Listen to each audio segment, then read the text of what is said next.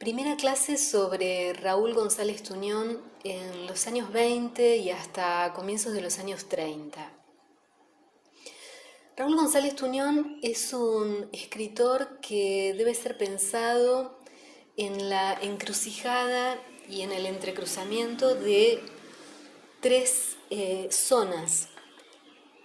La zona de la vanguardia estética, la de la cultura de izquierda y el periodismo.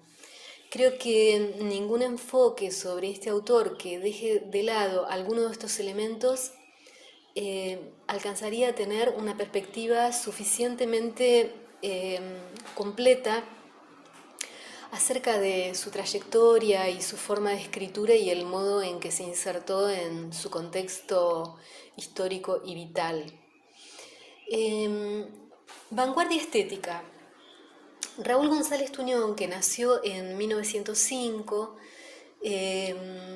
a mediados de los años 20, o sea, siendo muy joven, empezó a escribir vinculado con el primer grupo de la vanguardia del siglo XX, que es precisamente el grupo llamado de Florida o Martín Fierro, el grupo que bueno, estuvo integrado por una serie de escritores, que la mayoría de ellos en ese momento eran jóvenes. eh, Raúl González Tuñón, Jorge Luis Borges, que acababa de llegar de Europa, Ricardo Güiraldes, que era mayor que ellos y que ofició como una especie de padre, de alguna manera, o de figura mayor en cuanto a la edad y en cuanto a la protección que ejerció con varios de ellos. Oliverio Girondo, que escribió el famoso manifiesto de la revista de Martín Fierro, publicado en esa publicación periódica en 1924. Leopoldo Marechal, que escribía poesía, sobre todo en ese momento, Nora Lange, entre otros. Un grupo de jóvenes que se nucleó en torno a las revistas Proa de 1924 y Martín Fierro, que salió durante muchos números entre 1924 y 1927. Raúl González Tuñón estuvo en la Argentina vinculado con el movimiento martinfierrista y mirando siempre a las vanguardias artísticas europeas, privilegió sobre todo el interés por el surrealismo. El grupo martinfierrista no fue un grupo homogéneo, hay diferencias en las formas de escritura y una de las particularidades de Tuñón es precisamente su interés por el surrealismo. Por otra parte, es importante y fundamental el vínculo de Tuñón con la cultura de izquierda. A medida que llegamos a los años 30, Tuñón empieza a acercarse cada vez más a una identificación con el comunismo, en el que va a estar cada vez más afín y va a ser alguien muy cercano al comunismo durante muchos años a partir de los años 30 y va a formar parte, digamos, de proyectos culturales del comunismo y va a tener una acción, una actividad destacada, inclusive escribiendo en varias publicaciones comunistas. Es decir, que toda esa afiliación de una identificación, una clara identificación con la izquierda, que por un lado, en cierto sentido, lo acercaría más al grupo de escritores de Boedo. Como ustedes saben, en los años 20 hay como una dicotomía que ayuda a entender algunos elementos de la dinámica cultural y literaria de esos años, que es una oposición entre el grupo de Boedo y el grupo de Florida, donde el grupo de Boedo nuclea a escritores más con ciertos intereses o con bastantes intereses puestos en las problemáticas sociales y con menos interés en la renovación estética de la literatura.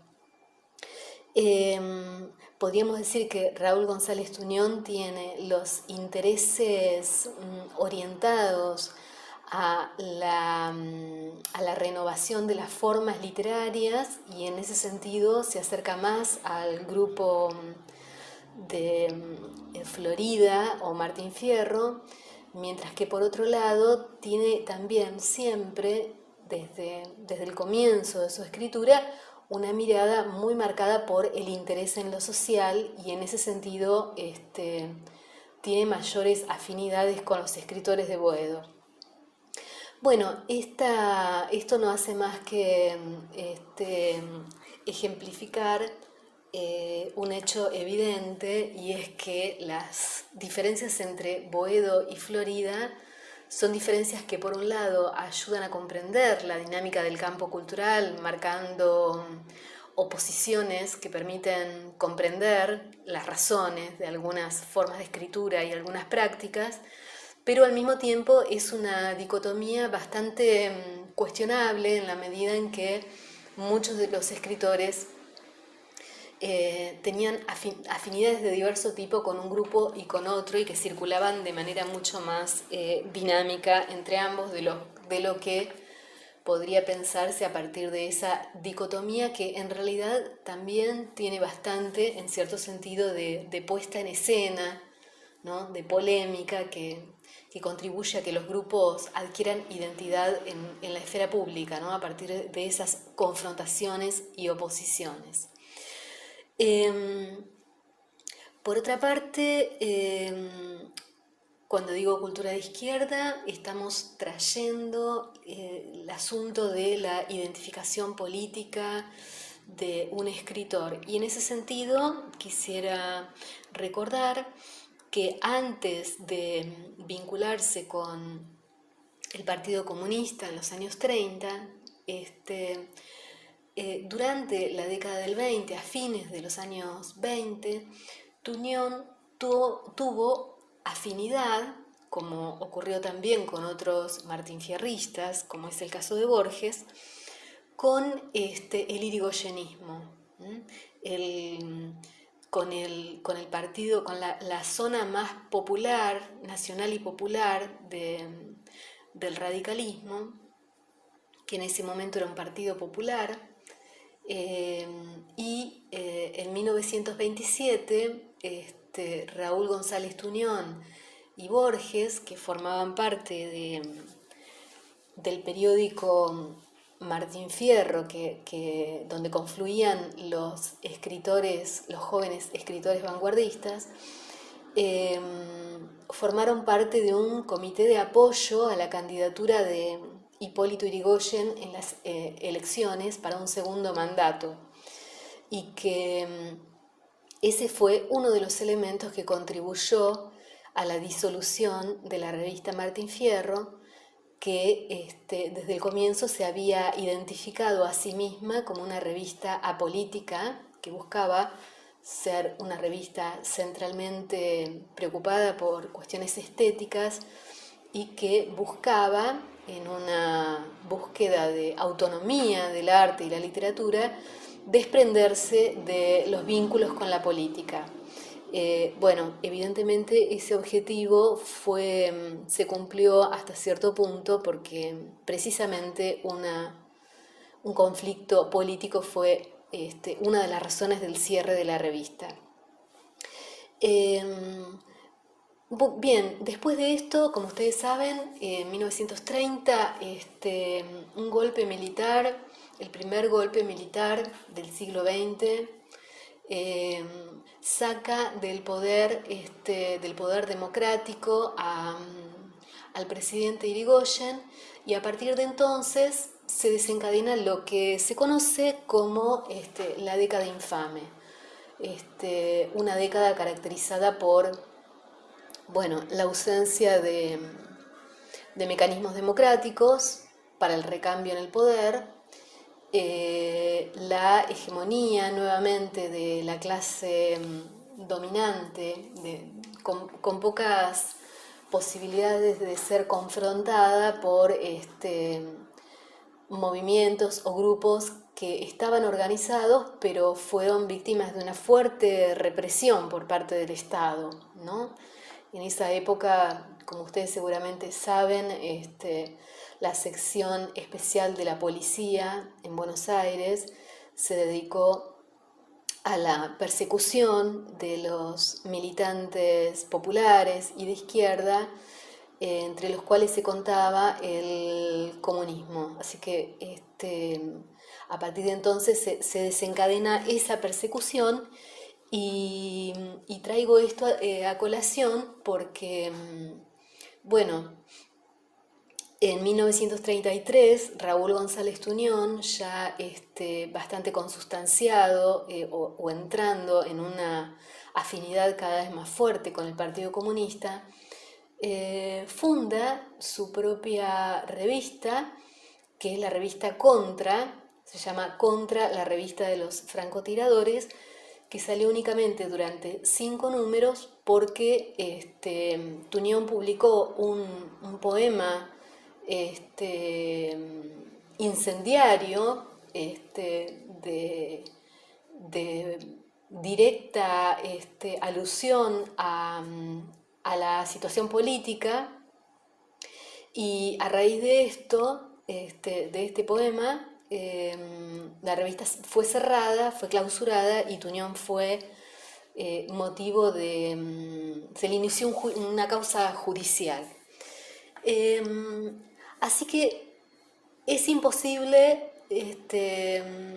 dejar de lado lo que implica la afinidad con la izquierda y con todo un mundo de la cultura de izquierda, que es necesario para comprender esta figura. En tercer lugar, el periodismo, porque Tuñón, desde mediados de los años 20, fue incorporado al diario más popular de ese entonces, de Buenos Aires, que era el diario Crítica, dirigido por Natalio Botana, y desde entonces y hasta el final de su vida, ininterrumpidamente ejerció el periodismo, distintas modalidades del periodismo que incluyeron, bueno, formas del periodismo cultural, crónicas y reportajes, etc. Así que el periodismo es una actividad que necesariamente hay que tener en cuenta para pensar su escritura, no solamente en hojas periódicas, sino también en otros soportes, ¿no? Su poesía está fuertemente ligada a las formas del periodismo.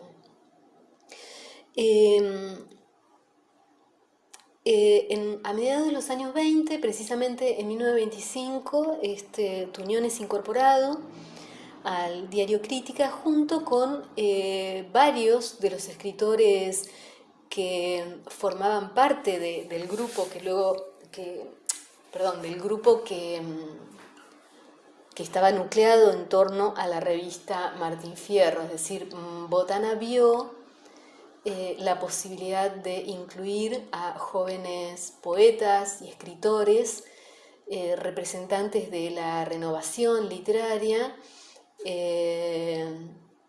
como un recurso útil para el periodismo, para un periodismo que quería ser moderno, y de hecho lo era. El diario Crítica era una publicación sumamente popular, sensacionalista y al mismo tiempo muy moderno.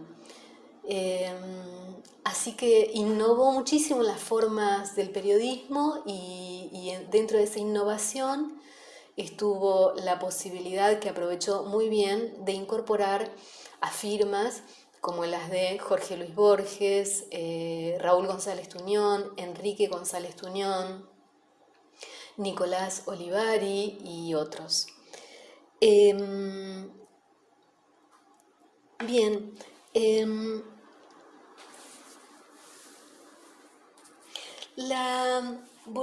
yendo nuevamente a los años 20, a fines de los años 20, y a esta afinidad con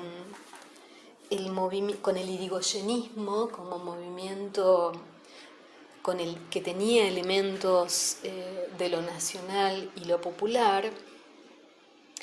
Esto necesariamente está vinculado también, o puede leerse también, en la producción poética de Tuñón de los años 20, porque igual que en el caso de Borges, en el Tuñón de esta etapa se ve muy bien la confluencia de, por un lado, los deseos cosmopolitas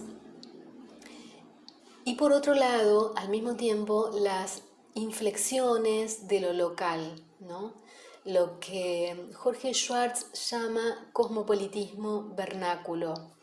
Es decir, la idea de que, o la orientación hacia lo cosmopolita que no se aleja de lo local, ¿no? Del deseo de cultivar también inflexiones locales.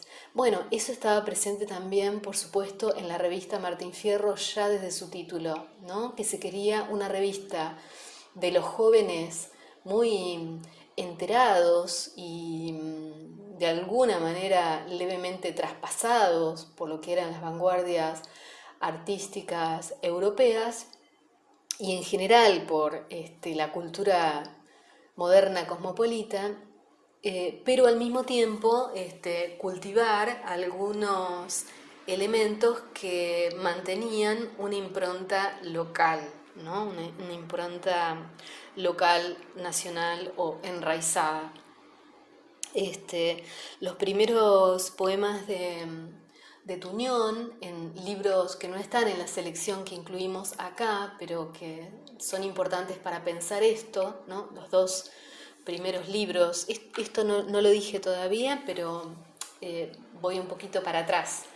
En los años 20, Tuñón publica 3 libros de poemas: Violín del Diablo, de 1926, Miércoles de Ceniza, de 1928, y justo en 1930, La calle del agujero en la media.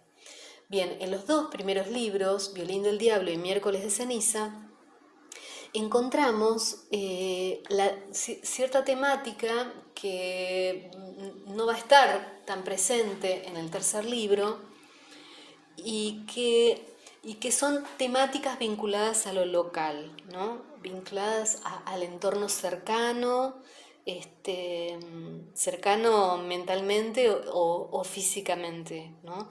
El puerto de Buenos Aires, el tango, Juan Manuel de Rosas, el paseo de Julio, que era la Recoba, la boca del riachuelo, los guitarreros y los almacenes de suburbio, los guitarreros de La Rioja, por ejemplo, fueron temas frecuentados por estas primeras poesías que cultivaban esas cosas, entre comillas, esas cosas nuestras.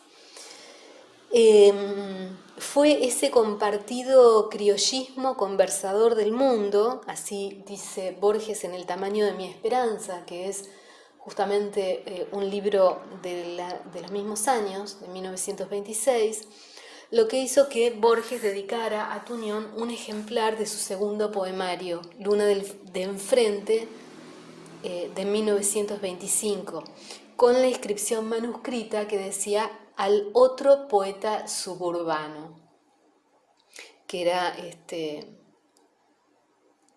una inscripción que muestra ahí una afinidad importante, ¿no? En ese momento, y que luego a partir de los años 30 entra en una clara divergencia, ¿no? Cada uno de estos escritores va de alguna manera a emprender caminos diferentes, aunque hay mucho para decir acerca, y ahora voy a comentar algo sobre eso, algunas afinidades entre operaciones que realiza Borges en el libro Historia Universal de la Infamia, que es de los años 30, y algunas operaciones de Tuñón.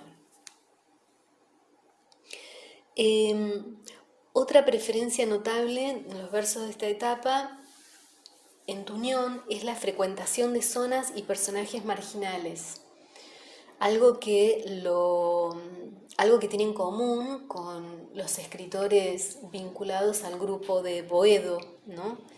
Porque hay ahí evidentemente un interés por lo social, ¿no? Por los sectores sociales menos favorecidos o marginales. La diferencia es que la mirada de Tuñón es una mirada que no se orienta a lo pedagógico, a lo didáctico o a hacer una lectura política lineal. Más que reflejar el mundo social, lo que hacen los poemas es alojar las voces y las miradas de los otros, de esos otros que en realidad no aparecen en el poema realmente como otros, o el poema mismo es el que crea un modo de enunciación que transforma a estos otros en un nosotros, ¿no? Porque justamente la enunciación de los poemas se da a partir de un yo lírico que aproxima su sensibilidad a estos personajes marginales, artistas pobres, artistas de circo, gitanos, exiliados, marineros, prostitutas, ladrones, con los que tiende a fundirse mientras transita por estos espacios marginales, los muelles, las ferias, los circos de suburbio. Por ejemplo, voy a citar acá 3 fragmentos de poemas de los 2 poemarios que no vamos a ver en el curso, Miércoles de ceniza y Violín del diablo. En uno de los poemas que tiene por tema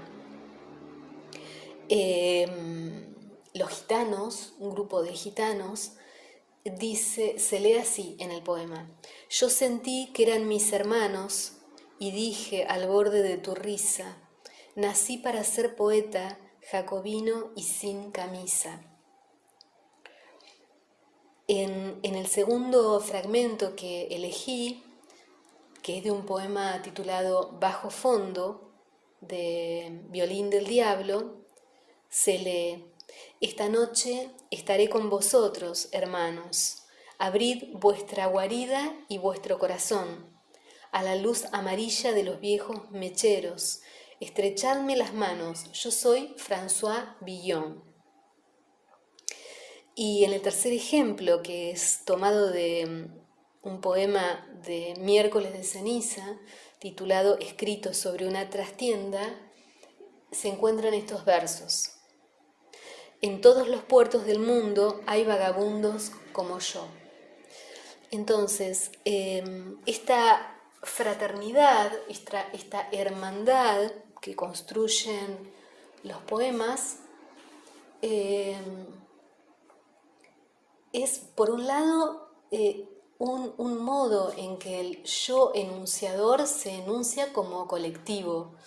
Esto va a ser un elemento muy importante en la poética de Tuñón, y es interesante registrarlo desde acá, desde, digamos, su presencia temprana en estos primeros poemas, para ver que después es un rasgo que se mantiene.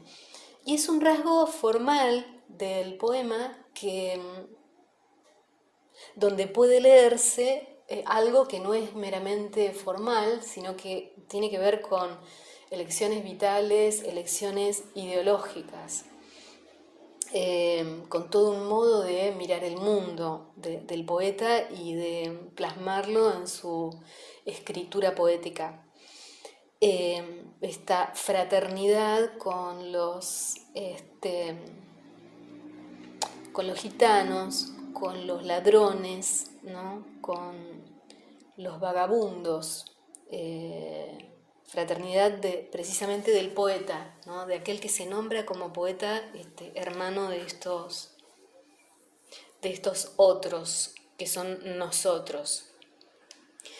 Otro de los rasgos importantes de la poética de Tuñón, que es un rasgo por un lado temático, aparece como tema, pero que no queda únicamente en un tema, sino que permite explicar su poética en un sentido más profundo, es la cuestión del vagabundeo, la errancia, el viaje, que es un motivo recurrente en sus poemas y que, bueno, puede explicarse de muchas maneras y podríamos decir debe explicarse de muchas maneras porque es algo complejo, ¿no? Hay, por un lado, bueno, una explicación autobiográfica porque evidentemente Tuñón, si hay un escritor viajero es Tuñón, que a lo largo de su vida siempre viajó e hizo del viaje, muchas veces originado por la profesión periodística, un elemento temático incorporado, ¿no? a esta poesía que quiere ser una poesía primero cosmopolita, luego internacionalista. El atravesar fronteras parece ser algo fundamental, ¿no? de esta poesía. Y al mismo tiempo, el vagabundeo, la errancia, es un rasgo que conecta con otro rasgo importante, que es el hecho de que Tuñón parece haber cultivado el poema de circunstancia. Es decir, la poesía escrita a partir de un motivo pasajero, efímero. Esto es un rasgo significativo, no es una mera anécdota. Y está muy tempranamente en la poesía de Tuñón. Es un rasgo importante que ha sido asociado muchas veces por la crítica como un rasgo vinculado con las afinidades políticas de Tuñón, ¿no? Por decirlo rápidamente, la crítica habitualmente dice, bueno, Tuñón tiene una etapa en los años 20 de poeta vanguardista y una segunda etapa que es menos interesante a partir de los años 30, cuando Tuñón define sus afinidades ideológicas y empieza a hacer poesía política y por lo tanto poesía de circunstancia, una poesía que no tiene valor, ¿no? Estoy simplificando, pero esta idea está muy presente en la crítica sobre Tuñón. Bueno, a mí me interesa, perdón, me interesa discutir esa idea porque creo que la poesía de circunstancia es algo que está en Tuñón desde muy temprano, desde los años 20, es algo que está en Tuñón vinculado incluso con su escritura vanguardista, porque no en revistas políticas, sino en la revista de vanguardia que es Martín Fierro, o en las revistas de vanguardia como Martín Fierro y Proa, Raúl González Tuñón escribe poemas de circunstancia, ¿no? Escribe, por ejemplo, en 1925 una poesía carta a Ricardo Guiraldes para despedirse al paso, o escribe un poema escrito junto con Nicolás Olivari que se llama Canto a Filadelfia, donde tematiza una noticia de esos días que es una pelea de box. O escribe un poema que se llama Poema a la Howe, que es el poema a la máquina de impresión del diario Crítica. Todo esto ocurre en los años 20 y no es casual, ¿no?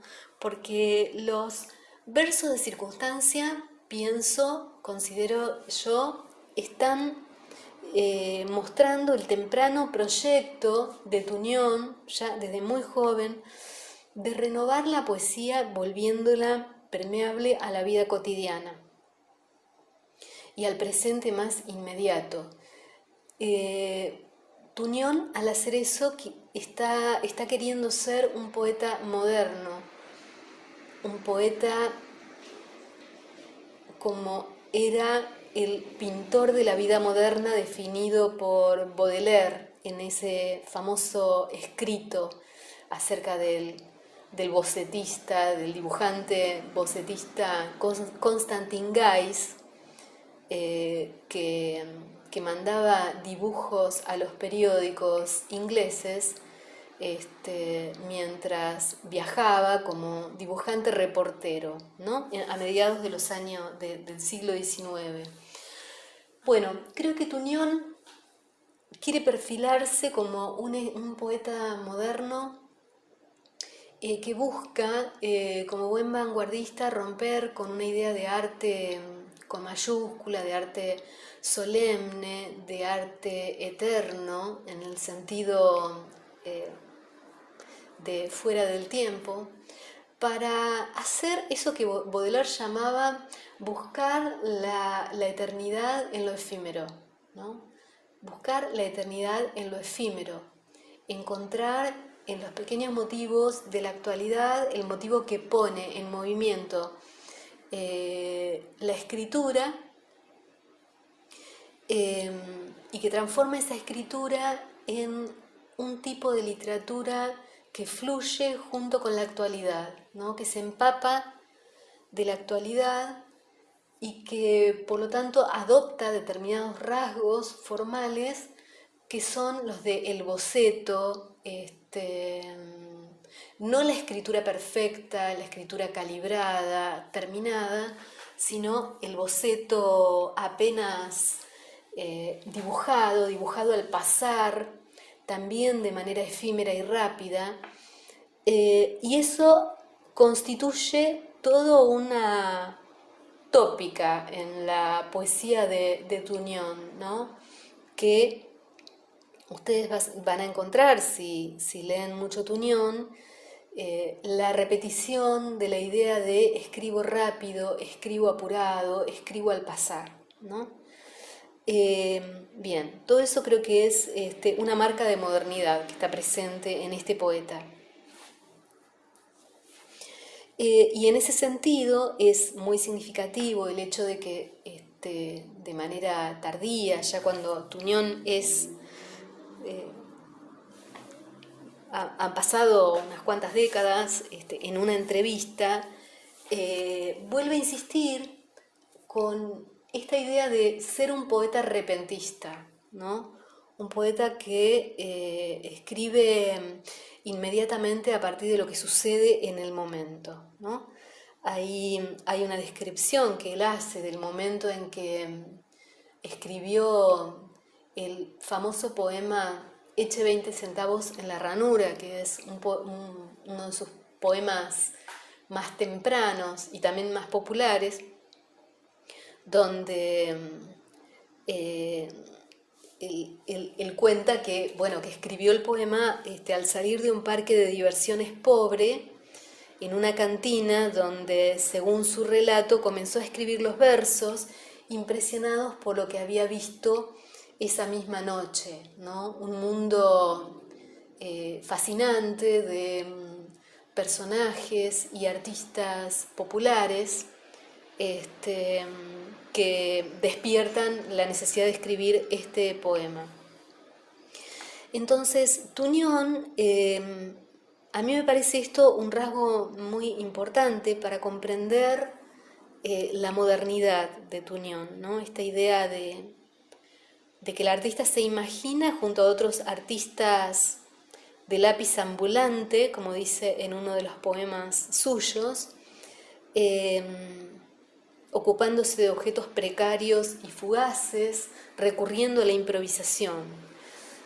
Esto yo lo pienso como un rasgo significativo porque me parece que es parte de su política de la literatura, que busca, como buen vanguardista, porque esto podemos decir que está en el programa de la revista Martín Fierro, que nosotros podemos leerlo en el cuarto número de la revista, el manifiesto de Martín Fierro, dice justamente esto, ¿no? El deseo de salirse de los ámbitos clausurados de la alta literatura, ¿no? La biblioteca, el museo, la academia, ¿no? Las instituciones que estos jóvenes piensan como solemnes y poco conectadas con con el mundo, con la vida, para sacar la poesía a la calle, pero aunque ese deseo ya está formulado ahí en el manifiesto de Martín Fierro de 1924, en realidad no muchos vanguardistas fueron consecuentes con eso, salvo algunos casos, y Tuñón está entre ellos, ¿no? Podríamos decir que está entre los que mantuvo esa necesidad, esa idea y ese deseo de vincular la escritura y la vida, ¿no? El arte y la vida, gran bandera de la vanguardia. Y en ese sentido es que podemos comprender, me parece a mí, este gusto, este deseo, esta orientación de su escritura hacia el poema de circunstancia, la improvisación, ¿no? La escritura callejera inmóvil de un trotacaminos, como gusta él representarse en títulos de poemas y de libros a partir de 1928. Por ejemplo, en 1934 escribe un libro, mejor dicho, publica un libro donde recoge algunos textos que había publicado en algunos otros lugares, publicaciones periódicas y demás. Ese libro se llama El otro lado de la estrella y tiene como subtítulo Historia de Trotacaminos, relatos, poesía de cuento. Y esta idea, digamos, del trotacaminos o del Juancito Caminador, como se va a llamar su alter ego poético, alude precisamente a esto, ¿no? Al salir a la calle de la poesía. Eso está en el imaginario. Bien. Bueno, para ir terminando con esta primera parte, termino diciendo que creo que este rasgo del que acabo de hablar se vincula también con otra cuestión, que es en cierto sentido, la dificultad o sí, pongámosle así, la dificultad de la poesía de Tuñón de ser contenida en el formato tradicional y sedentario del libro, ¿no? Esta poesía caminando, como le llama él en algún lugar, ¿no? O esta poesía callejera y de trotacaminos, parece en cierto sentido afín a soportes impresos que no son exactamente el libro, el volumen, sino más bien parecen ser afines a las hojas sueltas, a los periódicos, a las formas de circulación ambulante, ¿no? Es decir, que un elemento que en cierto sentido es temático dentro de la poesía, permite pensar también un rasgo exterior a la poesía misma que tiene que ver con su forma de circulación. Me interesa vincular esos dos aspectos, ¿no? En el sentido de que la política de la literatura que propone Tuñón supone también no solamente una renovación de los contenidos de la poesía y de las formas del lenguaje, sino también de las formas de circulación de la letra escrita y de las formas posibles de apropiación de la literatura, de apropiación social de la literatura. Hay todo un imaginario acerca de la posibilidad de la literatura de salir a la calle y circular en formatos que Walter Benjamin llamó las formas modestas, ¿no? A partir de un imaginario que viene también de la Revolución Rusa, ¿no? La idea de que la revolución social se vincula o podría vincularse con formas de la literatura que suponen su circulación amplia, su circulación más amplia, fuera de las instituciones y también incluso fuera del formato libro.